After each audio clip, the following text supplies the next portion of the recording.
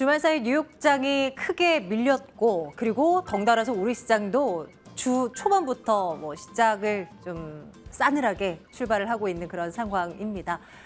이번 주에 관전 포인트도 한번 짚어보면서 시장에 대한 대응 전략을 이제 짜보려 하는데요. 관전 포인트 중에 첫 번째는 바로 잭슨 홀 미팅 아닐까 싶습니다. 현지 시간으로 25일에 시작을 해서 27일에 막을 내리게 되는데요. 와이오밍주 잭슨홀에서 개최되는 해마다 8월에 개최되는 회의이고요. 이번 달에 FOMC 회의가 없기 때문에 우리는 연준의 어떤 금리 인상 시그널 혹은 경제 상황에 대한 판단을 여기서 힌트를 얻을 수가 있기에 주목을 하고 있는 것입니다. 연준은 여전히 인플레를 잡는다는 데에는 확실한 스탠스를 취하고 있습니다. 그래서 다음 달에 있을 FOMC에서 금리를 올리게 되겠죠. 파월의 발언이 26일에 예정이 되어 있습니다. 26일 현지 시간으로 오전 10시에 연설이 진행되는데요. 그렇기 때문에 우리 시간으로는 그날 밤 11시, 밤 11시쯤 이제 연설 그 결과가 이제 시작되고 결과를 이제 들을 수 있을 것으로 예상이 됩니다. 과연 어떤 이야기들이 나오게 될까요? 이 시장에서는 여전히 그 파월이 매파적인 스탠스를 취하는 것이 시장에 오히려 안정적일 것이다. 안정적이는데 도움이 될 것이다. 연준의 이 의견이 왔다 갔다 하는 것을 오히려 싫다. 이런 이야기를 내놓곤 하는데요. 과연 어떤 이야기가 나올지 한번 지켜봐야 될 것 같습니다. 그리고 또 하나의 변수가 있습니다. 바로 이것입니다. 국내 시장에서의 이벤트인데요. 한국은행 금융통화위원회가 이번 주 목요일에 예정이 되어 있습니다. 25일입니다. 시장에서는 상당수의 전문가들이 이번에는 금통위에서 빅스텝을 단행하는 것이 아니라 베이비 스텝이 단행될 것이다 라고 예측을 하고 있습니다. 머니투데이에서 전문가 10명을 중심으로 해서 이번 달 금통위 전망을 물었는데요. 모두가 0.25%포인트 인상을 예상한다라고 답을 했고요. 대다수의 발언이 금통위원들의 만장일치로 이 결과가 성립될 것이다라고 이야기를 합니다. 그런데 이거 여기서 멈추지가 않죠. 이번 달 금통위에서 금리 인상 결정되고 그리고 나서 올해 두 번의 금통위가 또 남아 있습니다. 여기서 멈추는 것이 아니라 두 번 다 또 올릴 것으로 예상이 됐는데요. 아마 그렇게 되면 올 연말쯤에는 우리나라 기준금리가 2.75에서 많이 올라가게 된다면 한 3% 수준까지도 터치할 수 있을 것이다라는 전망이 나오고 있는 상황입니다. 금리 결정과 함께 경제 성장률 그리고 물가에 대한 이야기도 나올 것으로 예상이 되는데요. 올해 성장률 전망치는 보수적인 곳은 한 2.3%, 그나마 조금 유하게 본 곳이 2.6%를 내다보고 있고요. 물가 전망은 거의 5% 초반대가 나올 것이다라고 전망을 합니다. 그래서 통합적으로 한번 내다볼까요? 다음 장 보시죠. 아마 물가 피크는 10월쯤에 정점이 올 거다라고 시장에서는 예상을 합니다. 그리고 금통위에서는 베이비 스텝 단행할 것으로 예상되고요. 올 연말쯤 3% 가까이 금리는 올라갈 것인데 내년이 되면 이제 금리는 떨어질 수 있다 쪽으로 조금 더 긴 시기를 놓고 본다면 그렇게 이제 전망이 되고 있는 상황입니다. 그러면서 경제 성장률 전망치는 여전히 조금은 부정적인 시각이 유지가 되고 있다. 이렇게 이제 요약을 해볼 수가 있을 것 같아요. 이번 한 주에 우리 시장을 좌지우지할 이벤트들입니다. 시장을 어떻게 내다봐야 되는지 이번 한 주에 대한 전략적인 팁을 이분과 함께 살펴드릴까 합니다. 잠시 뒤에 돌아오겠습니다.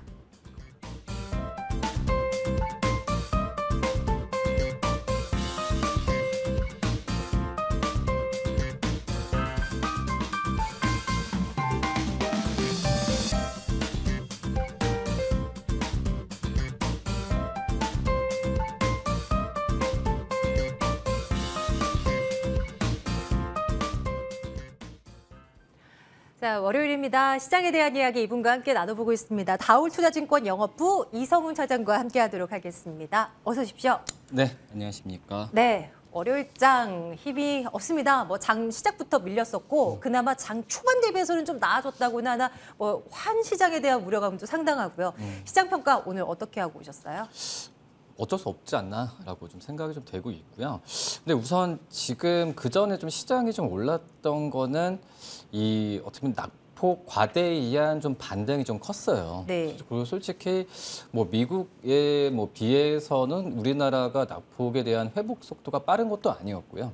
그렇기 때문에 지금 현재는 뭐 오늘 시장을 놓고 뭐 지난주 금요일 시장 이번 주에 좀 예상을 해본다면은 어떤 시장이 좀 많이 좋아져서 뭐 펀드멘털 경고에서 올라갈 수 있냐 없냐가 아니라 그 전처럼 이 저가 매수에 대한 반등이 들어오냐 안 들어오냐 그거거든요. 네. 그 한마디로 지금 중장기적으로 본다고 한다면 아직 시장에 대한 그 3분기 뭐 실적도 그렇고 좀 추정치가 좀 다시 낮아지고 있는 상황이거든요. 펀더멘탈이 좋다라고 할 수 없는 상황이기 때문에 지금 그 전에 뭐 수급에 의지했었던 이 저가 매수가 들어올 만한 모멘텀이 많이 좀 부족해졌다. 라고 좀 정리를 할 수가 있겠고요. 뭐 지금 현재 뭐 미국도 뭐 그렇지만 뭐 중국 같은 경우에도 지금 뭐 경기나 어떤 부동산 지표를 본다고 하더라도 이 좀처럼 이제 회복되는 기미가 좀 보여주지 않고 있거든요. 네. 그렇기 때문에 뭐 중국 시장, 중국 어떤 경제 상황도 좋아져야 우리나라도 저가 매수에 대한 관점이 좀 들어오지 않을까라고 좀 생각이 되고 있고 뭐 역으로 얘기한다면은 뭐 삼성전자나 어떤 이런 경기 민감주들 있잖아요.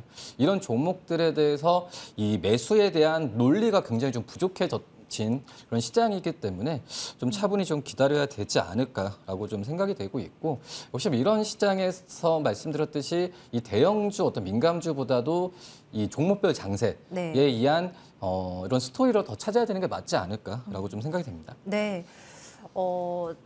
원달러 환율의 추이도 한번 쫓아가 보겠습니다. 지금 이 시각 현재 1,339원대까지 올라 있어요. 장 초반에도 놀라긴 했는데 지금 점점점 상승폭을 키우면서 지금 장중 최고점 부근에서 지금도 머물러 있는 그런 상황입니다.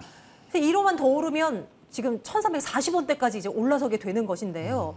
오늘까지 5일 연속의 상승이고요. 5일 동안 오른 폭이 단순 계산을 해도 지금 거의 40원 가까이가 됩니다. 어마어마한 폭등세입니다. 한국의 경제 펀더멘털이 약해서 이런 현상이 나타나는 것이 아니라 다른 나라 전체 통화가 떨어지는 가운데 달러만 유독 강하기 때문에 나타나는 현상이다. 뭐 이런 얘기를 하고는 있지만 그래도 너무나 부담스러운 구간까지 올라 있거든요. 그런데 이런 가운데서도 외국인들은 또 주식을 사고 있습니다. 이런 현상들은 우리가 어떻게 이해해야 되는 걸까요? 뭐 사는 것보다는 이제 사는 폭이 점점 줄어든다라는 게 더 걱정이다라고 좀 생각이 되고 있고요. 당연히 이제 원달러 환율이 오르게 되면은 국내 주식 환차익 때문에 국내 주식 파는 게 원래 공식이에요. 뭐 그러는 상황에서 그 전에는 좀 매수세가 좀 약간 개별 종목으로 좀 들어왔던 상황이기 때문에 이게 전체적인 우리나라 시장을 좋게 본다고 해석할 수는 없는 상황이었고 뭐 그런 점에서 봤을 때는 지금 이제 이번 주에 잭슨홀 미팅이 있잖아요. 네. 잭슨홀 미팅에서 뭐 금리 뭐 경기 전망이 아니라 이 강달러에 대한 지속을 연준에서 계속 의지를 피력하냐. 네. 이 부분이 굉장히 좀 중요한 것 같거든요. 금리를 올린다는 말이 강달러를 이어가겠다라는 의사 표현 아닐까요? 그쵸. 그게 네. 맞는데 우선은 그 전에 지금은 전 세계적으로 봤을 때는 달러의 강세가 좀 문제이기 때문에 네. 말씀하셨듯이 뭐 금리를 좀 강하게 올린다라는 부분은 역시 뭐 달러화에 대해서 강달러에 대한 의지가 강력하다고 해석할 수밖에 없는 상황이니까 우선 잭슨홀 미팅이 끝난 후에 어떤 방향성이 더 강해질 가능성도 저는 있다고 생각이 되고 있거든요. 네. 예, 그런 걸 본다고 한다면 참 이건 어쩔 수 없는 현상이다라고 좀 생각이 좀 되고 있고. 그리고 추가적인 상승도 좀 어때요? 보시기에 좀 열어줘야 된다고 보십니까? 그렇죠. 열어둬야죠. 달러 강세나 환율 상승을 자극할 변수들은 항상 지금 현재 미국에서 항상 있기 때문에 네. 이 진짜 외국인들 적극적 지금 현재 순매수에 대한 부분은 다행이고 이거에 대한 순매도 기조로 또 바뀐다고 한다면은 주식시장에는 좀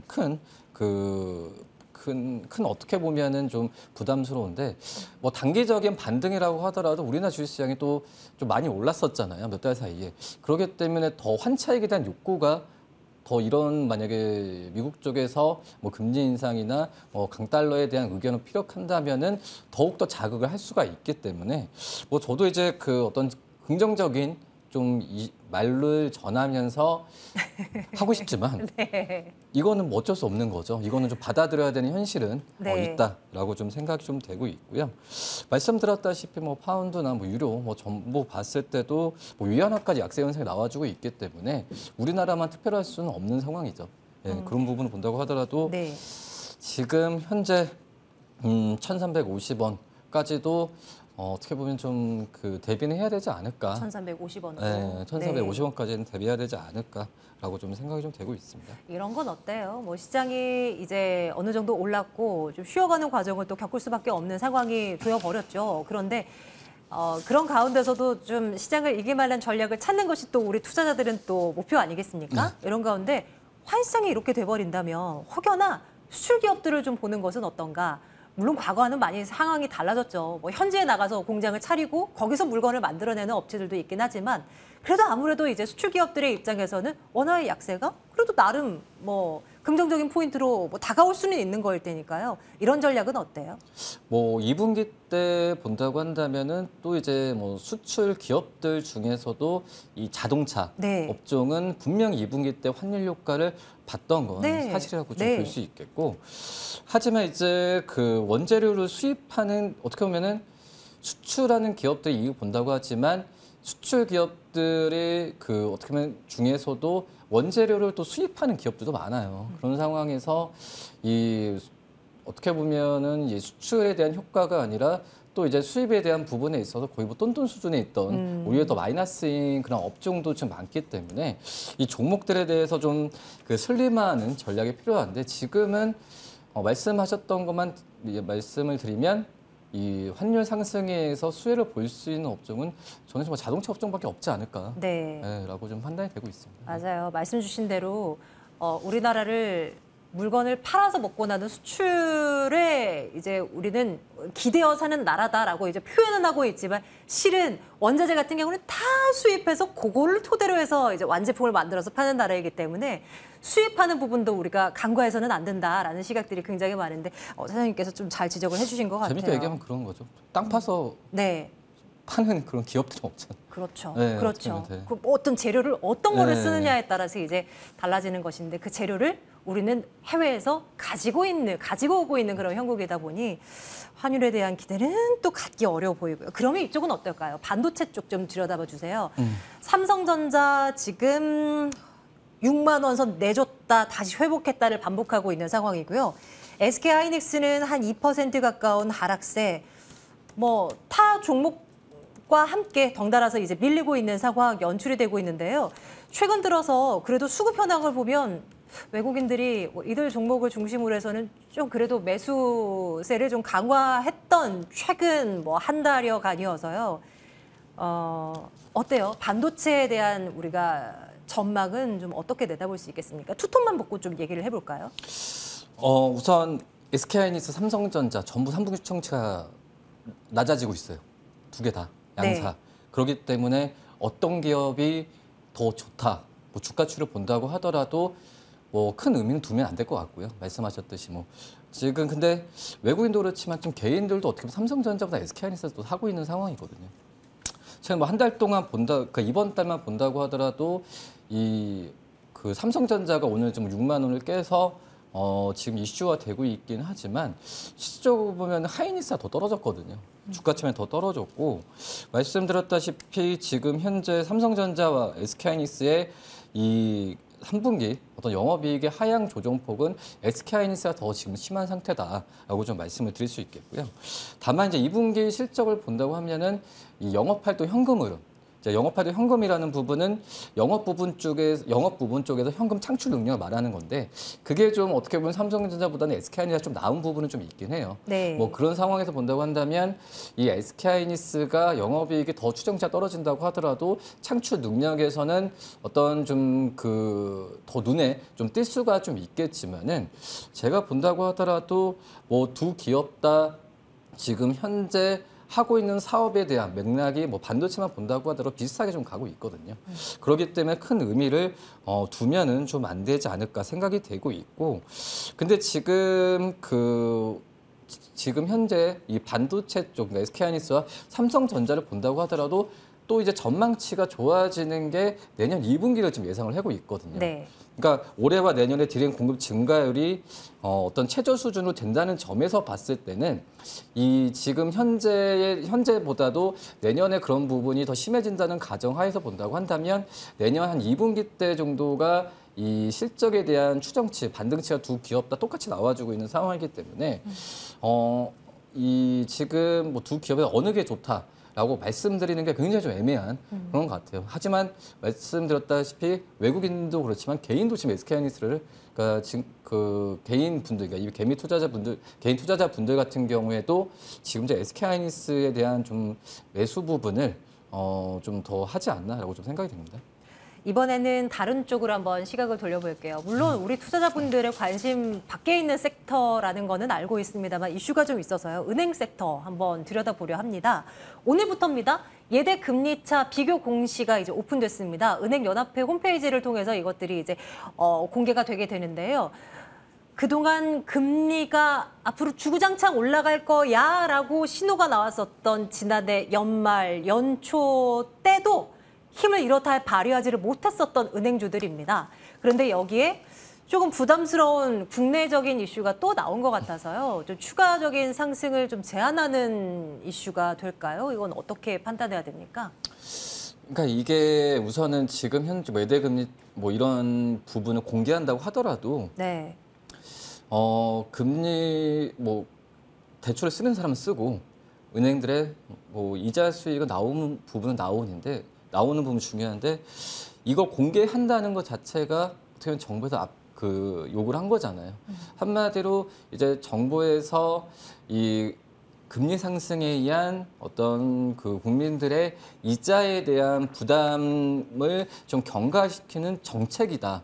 그리고 한마디로 이런 정책에 대한 스탠스가 계속 유지가 된다고 한다면 지금 현재 이 예대금리에 대한 부분 공개가 아니라 나중에는 더 그 은행 업체에 대해서 압박할 수 있는, 근데 압박한다는 게 무슨 그거죠. 어떻게 보면 실적을 그전처럼 못 낼 수 있다라는 네. 그런 정책을 계속 펼친다고 한다면 그건 이제 부담이라는 그런 상황이라고 좀 볼 수 있겠고요. 지금 현재 한마디로 기준금리는 오르고 있지만 이 은행들의 대출 금리를 쉽게 못 오르기 때문에 그전처럼 예대 마진이 계속 줄어들 가능성이 있는 상황이고요. 뭐 그런 부분을 본다고 한다면 지금 현재 어떤 부동산 경기도 안 좋고 여러 가지 부분에 있어서 이 대출에 대한 그 이용에 대한 부분이 상반기 때 비교하면 하반기 때는 현격히 떨어질 가능성도 좀 있기 때문에 이 은행 업체들한테는 지금 현재 그 부분은 좀 부담이 분명히 맞다라고 좀 생각이 되고 있어요. 그래서 뭐 2분기 때도 뭐 금리 인상에서 예대 마진이 뭐 사상 최고치를 기록했다라고 하지만은 지금 이제 우리나라 은행 같은 경우는 미국 은행과 달리 뭐 충당금이나 이런 부분에 있어서도 많지는 않거든요. 네. 뭐 그렇기 때문에 이 경기 둔화와 함께 한다고 한다면 은행 업체들 같은 경우도 쉽게 휘둘릴 가능성이 있기 때문에 은행주들한테는 좀 힘든 그런 상황이지 않을까라고 생각이 되고, 근데 이제 은행이라고 하지만은 대부분 이제 대주 그냥 어떻게 보면 금융사들이 대부분이잖아요. 뭐 그러기 때문에 뭐 증권업종, 뭐 캐피탈 업종 여러 가지 면에서 봤을 때는 뭐 금리 인상에 의한 위험자산 하락 같은 경우에도 지금은 뭐 증권주에 대한 실적 추정치가 낮은 상황이기 때문에 지금 전체 금융주들은 지금 현재 좋은 상황은 아니지 않을까라고 좀 생각이 됩니다. 네. 새로운 이슈가 나와서 또 짚어보고 가고요. 이번 주에 주목할 일정들도 한번 보겠습니다. 뭐 앞서서도 간략히 몇몇 일정들 중요하다라고 말씀드린 바 있는데요. 잭슨홀 회의 그리고 금통위 이걸로 이제 크게 두 개로 기결되고 있어요. 네. 우리가 어떤 부분을 주목해서 이 두 이벤트를 바라봐야 됩니까? 그리고 또 추가적으로 우리가 체크해야 될 사항들이 있다면요? 그러니까 어떻게 보면은 이제 인플레이션 방향이나 뭐 경기 침체 여부에 대한 부분에 있어서 논의가 되겠지만 우선 지금 현재 본다고 하더라도 이 통화 정책에 대한 방향에 대한 부분은 이미 좀 재료는 다 나오지 않았나라고 생각이 되고 있어요.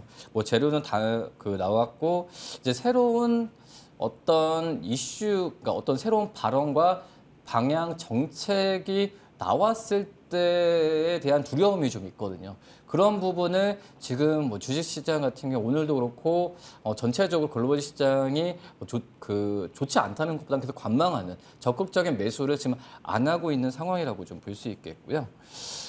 우선 제가 본다고 하더라도 어떤 그냥 다소 그냥 매파적인 얘기만 나올 뿐이지 여기서 새로운 내용을 하기에는 미국도 지금 현재 부담스러운 상황이기 때문에 근데 큰 어려움은 없지 않을까. 이미 다 나왔던 내용으로 가지 않을까라고 좀 생각이 되고 있고요.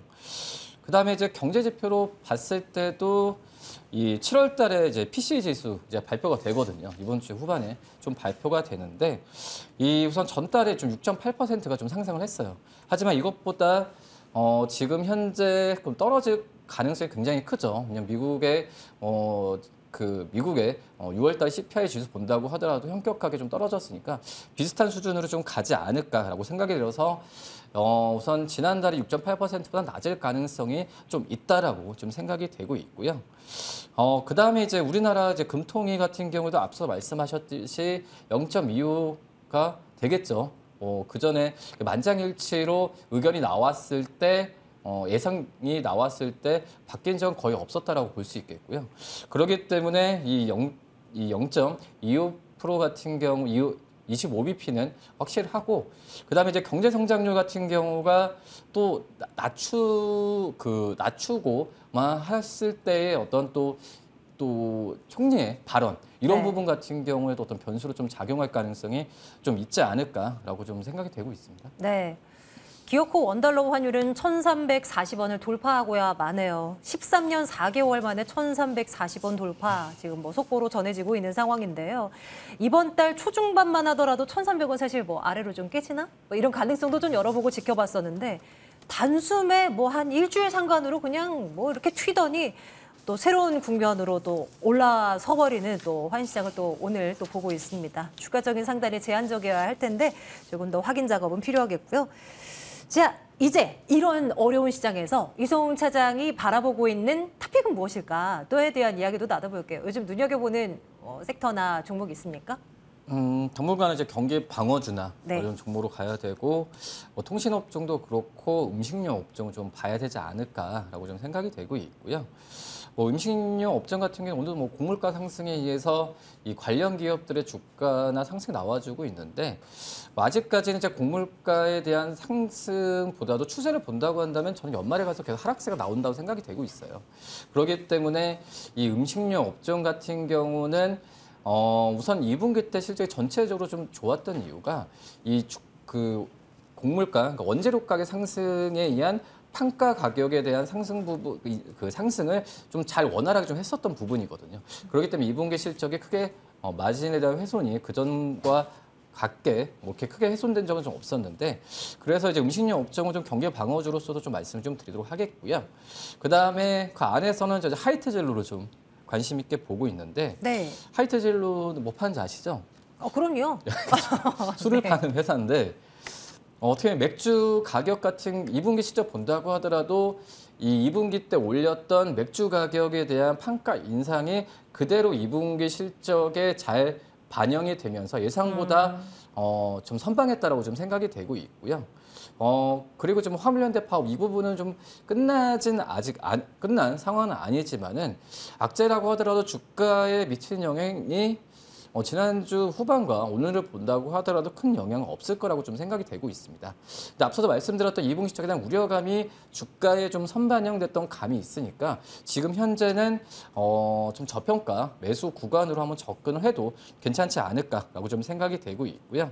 물론 이제 하반기 때 이런 화물연대 파업이나 여러 가지 비용 증가에 대한 우려가 있긴 하지만 그 전에 어떤 가동률 상승이나 지금 이제 판매 부분과 또 거리두기 제한으로 인한 어떤 주류에 대한 그 수요 그리고 가동률 이런 부분이 상승으로 이어진다고 한다면 이런 부분은 충분히 만회하면서 마진 부분은 계속 유지하지 않을까라고 좀 생각이 됩니다. 네, 최근에 음식료 업체들의 주가 상승세가 좀 탄력적으로 진행이 된 바 있습니다. 라면 업체도 그렇고 제과 업체도 그렇고 한데요. 우리가 주목하고 있는 오늘의 탑픽은 하이트 진로입니다. 가격대는 어느 정도로 설정을 해볼까요? 네, 뭐 1차적으로 봤을 네. 때도 짧게 34,000원 말씀드리고요. 네. 현저가는 27,000원 말씀드립니다. 지금 현재 34,000원 선에서 움직이고 있는데요. 가격대 눈여겨보면서 어떤 흐름이 이어지는지 하이트 진로 한번 봐야 되겠습니다. 다운투자증권 영업부 이성훈 차장과 함께 시장 이야기 나눠봤습니다. 고맙습니다. 네, 감사합니다.